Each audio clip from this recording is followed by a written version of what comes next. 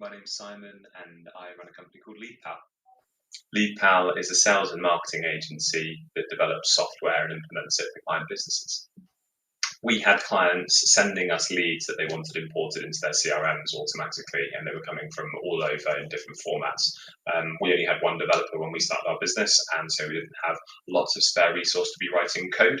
And yet it was labor intensive figuring out how we would get all of these leads from all of these clients, from all of these other sources into their CRMs, and Mailparser was the thing that we landed on. So Mailparser was specifically the software that we needed to help us with the problem. And part of the solution for us was that we have developers now in our team. They can write code, and they can write really good code. It's just using up developer time to do things like parsing emails is expensive. So instead now we have members of staff who are trained in using Mailparser who can quickly talk to a client, find out what it is that they need parsing, and perform that task for us rather than taking up our developers' time to write a piece of code each time a new client comes on. We'll just use Mailparser for it. It's cost effective, it's easy. So even though we now have plenty of dev resource, we still use Mailparser across a bunch of our softwares. Love the fact that Mailparser has an immediate crack at figuring out what it is that you're trying to pass from an email.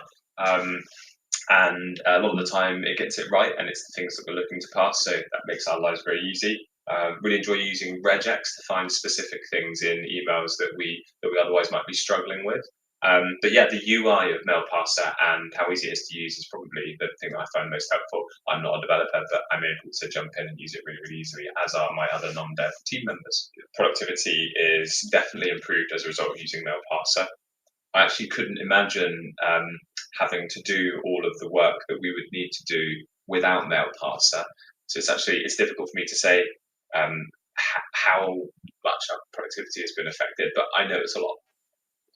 So development is expensive, and empowering other members of staff outside of your development team to take care of things like this without having to interrupt a developer's workflow is really important for us. So if I was recommending Mailparser, I'd say it's because you can empower members of staff to do things that they probably thought they would never be able to do without learning to write code. And for me, that's a really important part of what we do. So I'd recommend it because it will let your team do things and learn things that they otherwise wouldn't have been able to do, and it will increase productivity for you.